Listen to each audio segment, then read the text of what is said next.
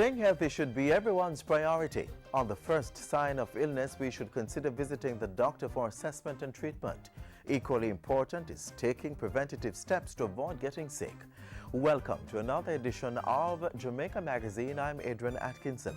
Sit back and relax. As we turn the pages of the magazine, we look at the transfer of construction engineering technology on our roads. Then, take a trek into our forests as we make the connection between a healthy, sustainable life and our environment. Later, see how we can protect ourselves against the cold and flu viruses. It all begins right now.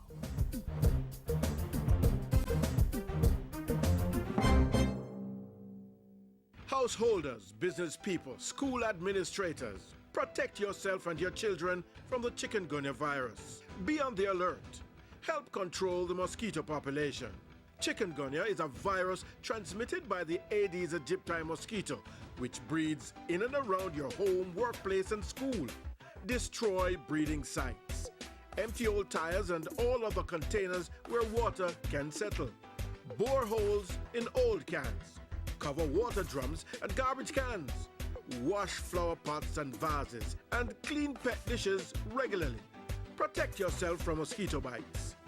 Cover your body as much as possible and use mosquito repellent containing DEET.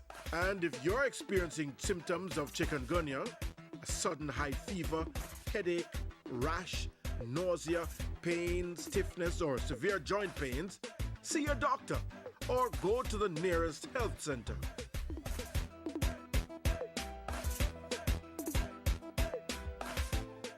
Jamaica's success in attracting millions of US dollars in foreign investments to develop the country's public infrastructure is providing more than just monetary capital injection. There is also technology transfer, supporting human capital development. Take a look at the construction of the north-south leg of Highway 2000 and how it utilizes a unique road engineering technique from which local engineers can benefit.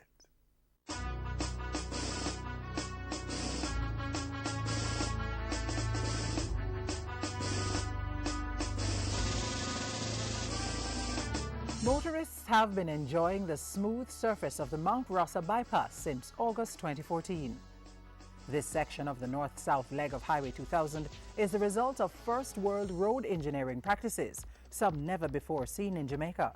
To take motorists from Linstead to Moneague safely and quickly demanded the infusion of new construction technology to navigate the difficult hill terrain while maintaining international design standards. There are different design standards which we try to maintain, such as the radius of the road, how bad the bends are, how straight the road ought to be, the friction of the surface, etc.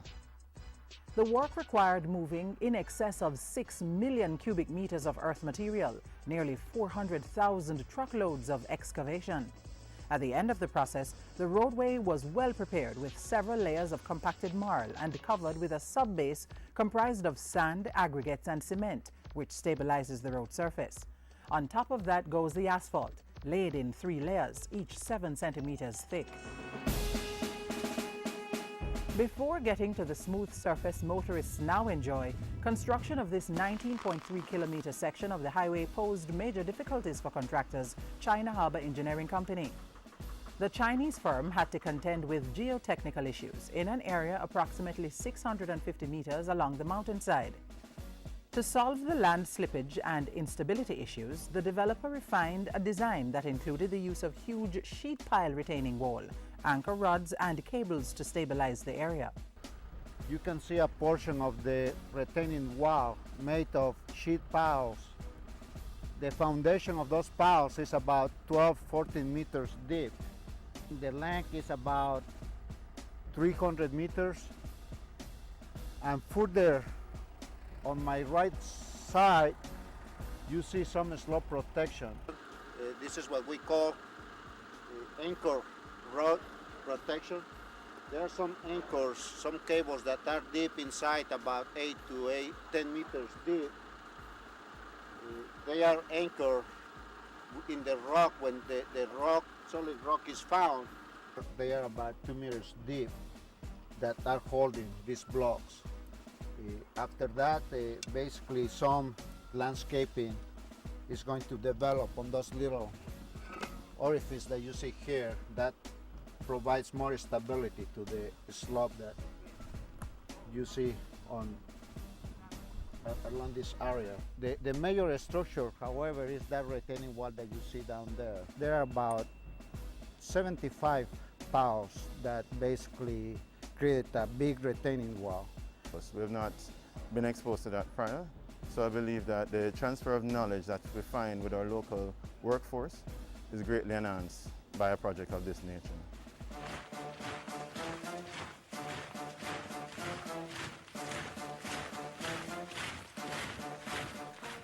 The first-class construction on Segment 2 of the north-south leg of Highway 2000 was not left to chance. The National Road Operating and Constructing Company's Quality Control Assurance Program ensured that the material used and work done met stringent criteria. When it comes to durability, the concession agreement specifies for the Chinese to operate the highway for 50 years. Now the lifespan of the material used has to be at least 75 years.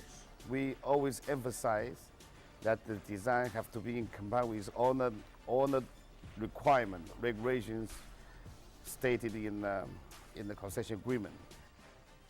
The same attention to detail is being witnessed as government and its international investor work to deliver the first and third sections of the North-South Highway. When it's all done, they expect to deliver a technologically advanced road network that stands as a bridge to Jamaica's economic development.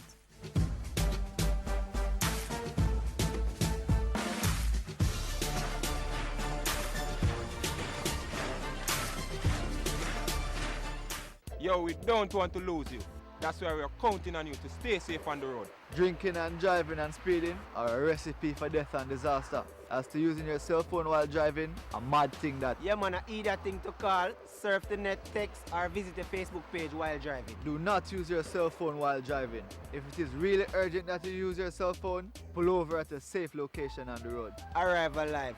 Don't use your cell while you drive. Let us go for road safety. All the time, every time. A message from the NRSC and NHF.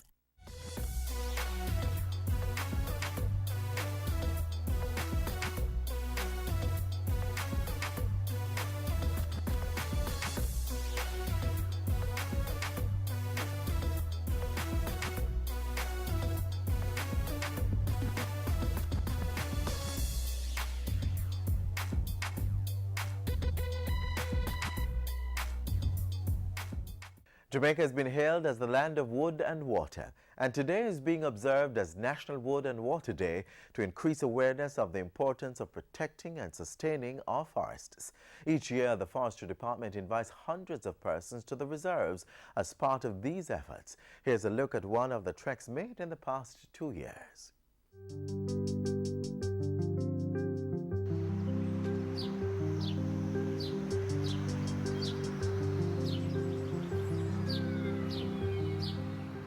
It's a call to the wild, an annual affair igniting people's awareness to the value of trees and the forest.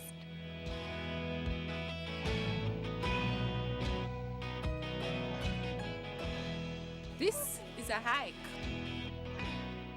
Forest Trekking 2012 had its second successful staging. 600 resolute men and women committing to preserve and protect. Starting at sunrise, they began a journey up the majestic Blue Mountains.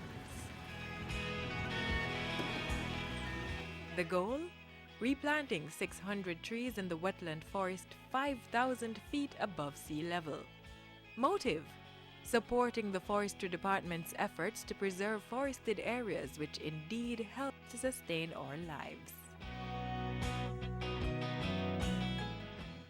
It's a physical fitness exercise as well. A 12-kilometer trek from St. Peter's to the Syncona Botanical Gardens, testing hikers' strength and endurance. But certainly an invigorating experience of nature's thrilling beauty. Among the lush greenery and amazing blues lies Syncona's age-old edifice, shingled roofs and wooden lattice walls, picturesque but dysfunctional and in weight of repair. No doubt an artisan's dream. This is close to heaven. The atmosphere is just awesome.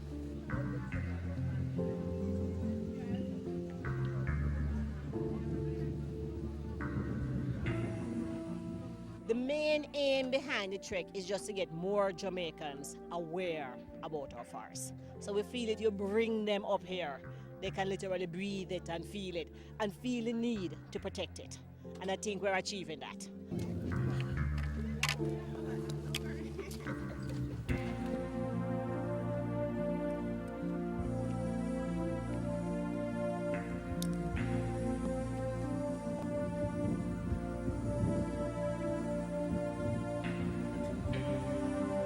Persons who are ready to plant, just follow the trail. You will find a forester around there who will assist with the planting.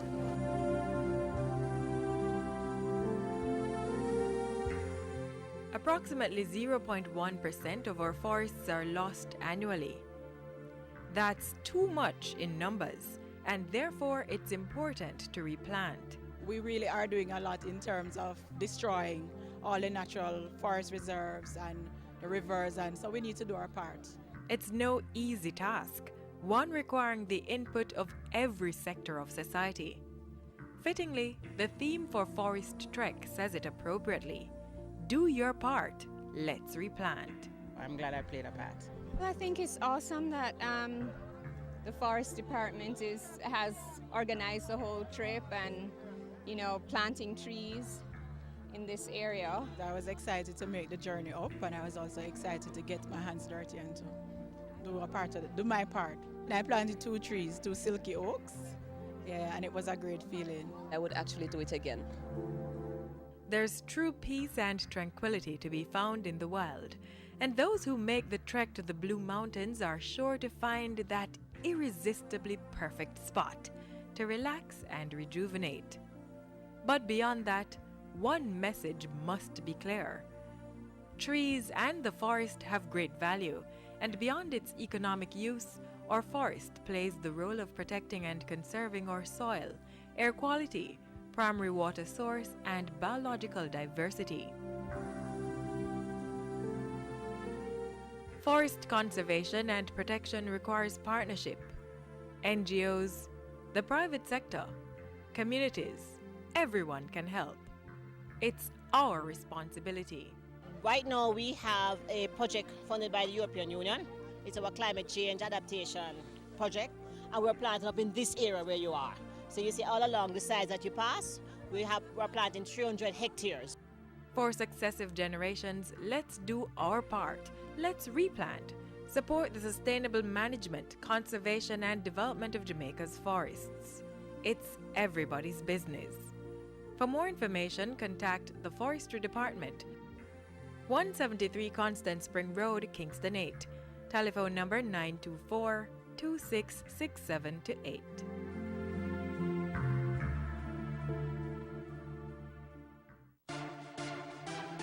The JIS will be having its first poster competition.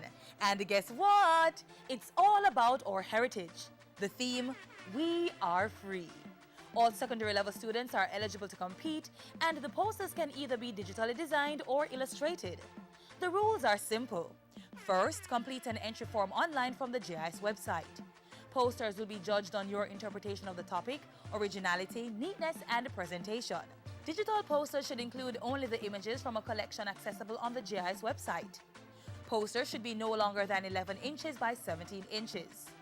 All digital posters should be submitted electronically through a cloud storage service such as Dropbox, SkyDrive, or Google Drive, while illustrations must be taken into the head office or Montego Bay office.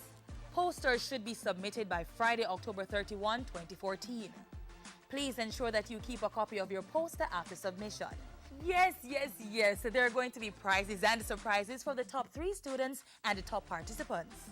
Just in case you need more details to be part of the fun, call JIS at 926-359024, extension 2137, or email heritageposter@jis.gov.jm. Don't delay, get started on your poster now.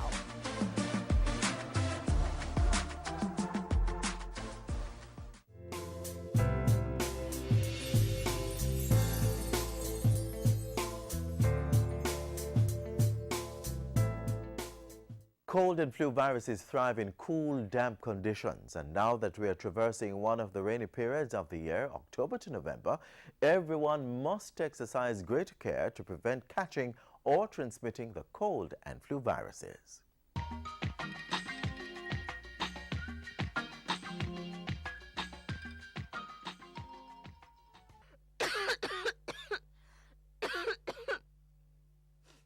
Doctors say there's little or no escape from contacting the common cold and influenza, better known as flu. Each year, many adults and children are affected by these illnesses. They say when the viruses that cause flu and cold enter the body cells, they reproduce within these cells.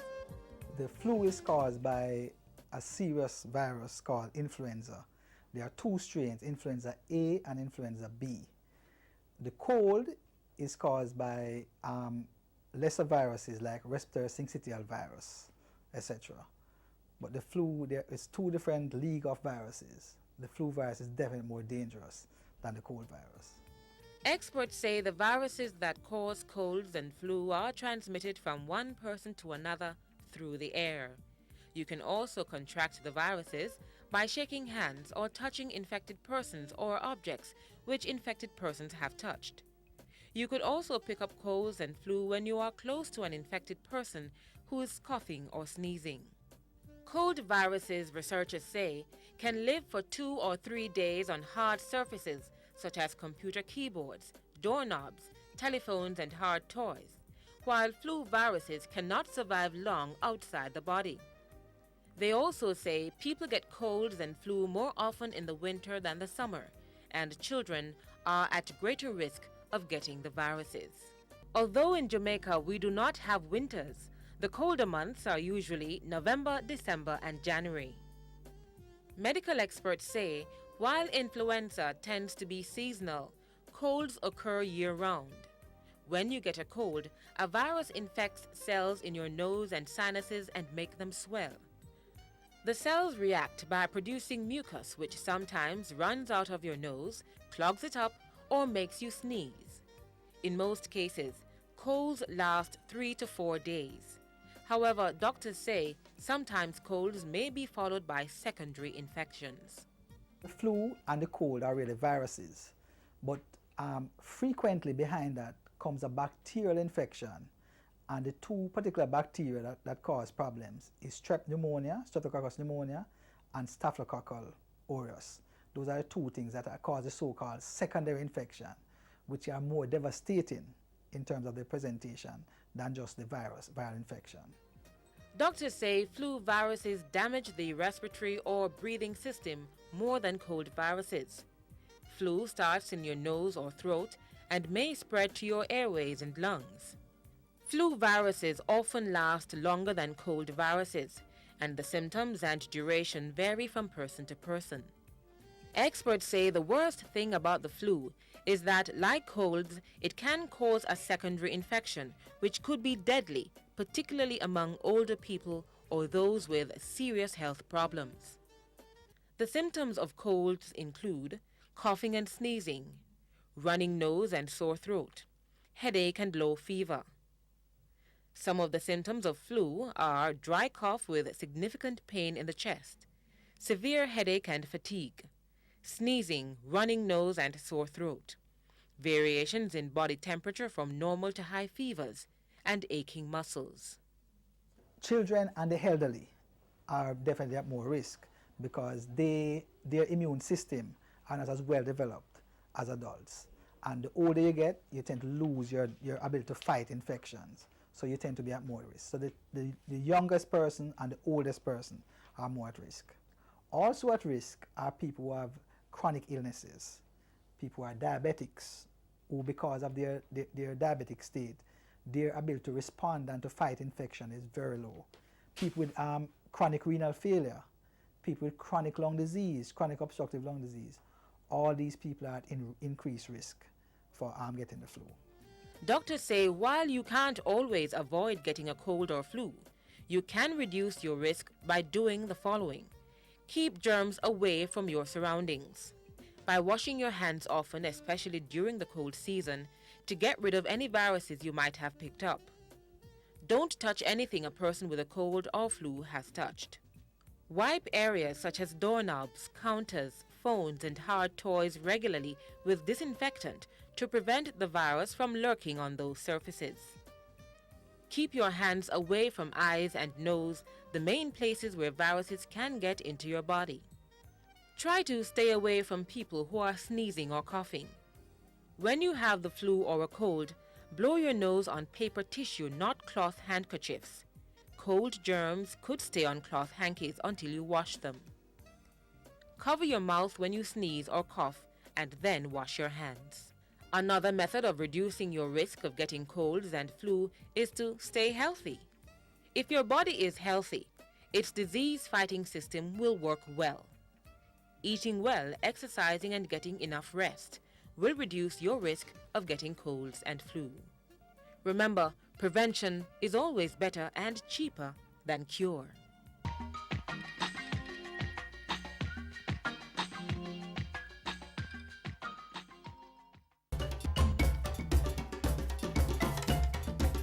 On the board this week, the Natural Museum of Jamaica is inviting the public to a forum on the chikungunya virus and the role of the Aedes aegypti mosquito.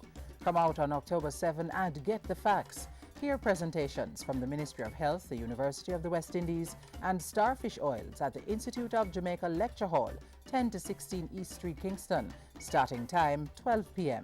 Come learn how best to protect yourself and your family. The Logistics Hub Secretariat and the Ministry of Industry, Investment and Commerce is inviting business interests and other stakeholders to its growth agenda and special economic zones policy dialogue. Get on board as Jamaica positions itself for the global market.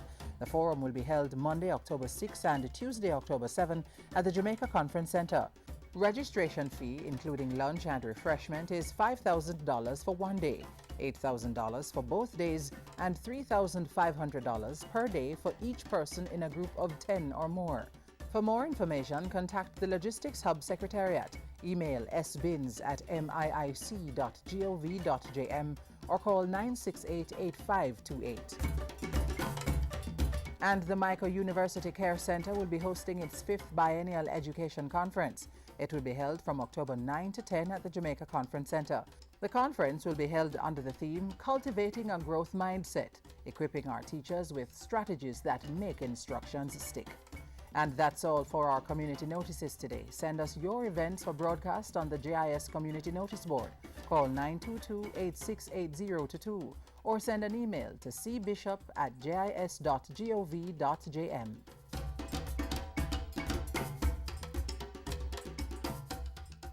A recap of the major news stories of the week next.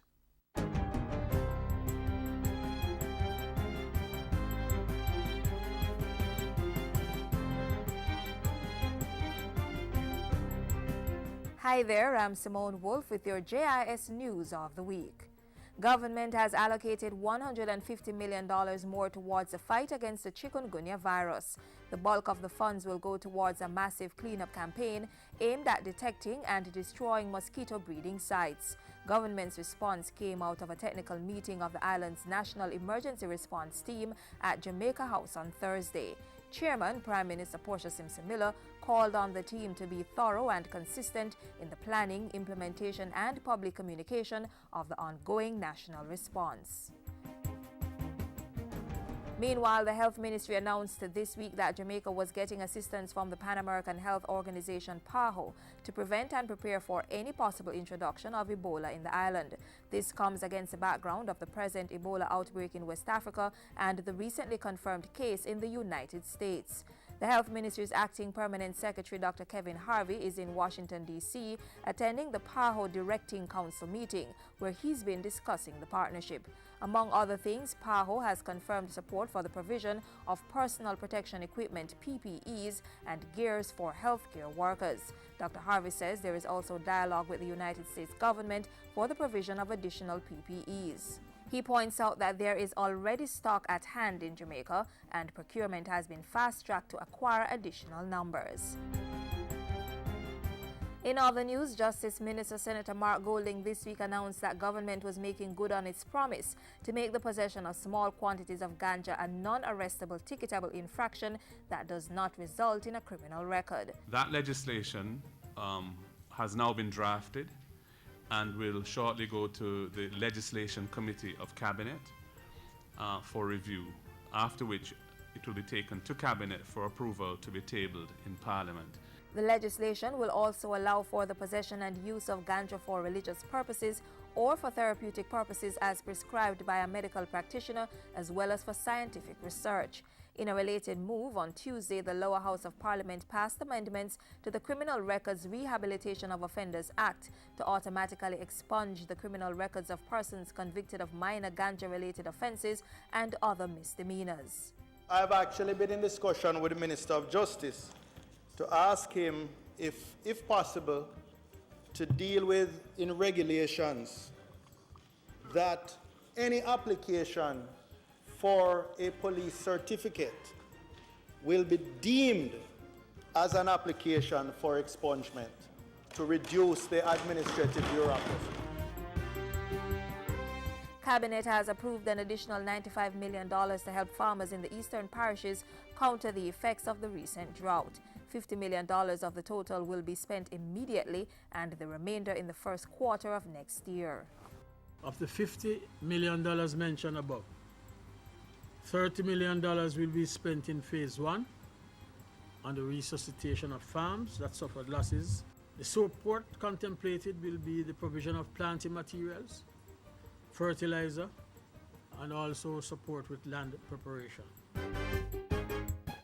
This week, the Agriculture Ministry also launched a strategic action plan to get Jamaica producing its annual national demand of 15 million kilograms of table Irish potato.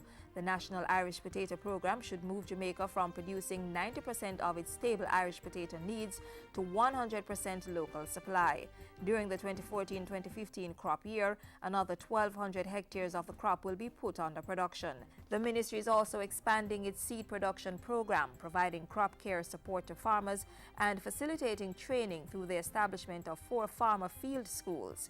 A best practice exchange program will use farm tours to maintain quality, and the ministry will take steps to strengthen marketing contracts between farmers and buyers. Credit unions and other financial institutions will also be engaged to provide financing.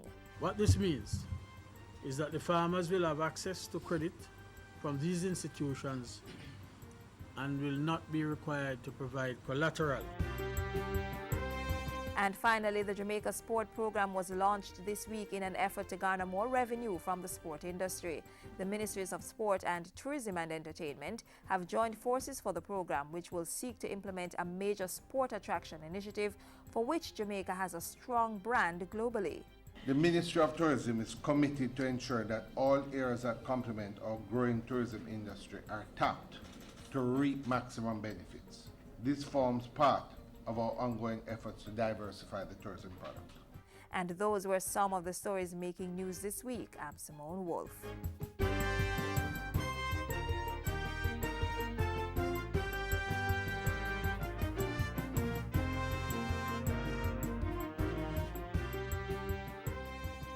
And that's it for today's magazine program, but keep the link. Tell us what you thought of the show. Send an email to jamaicamagazine@jis.gov.jm or hit us up on Twitter at JIS News. Also, click on our website, jis.gov.jm, for the very latest government information. On behalf of the entire team here at the JIS, I'm Adrian Atkinson, inviting you to join us again tomorrow for more information you can use. Until then, do take care, and thanks so much for watching.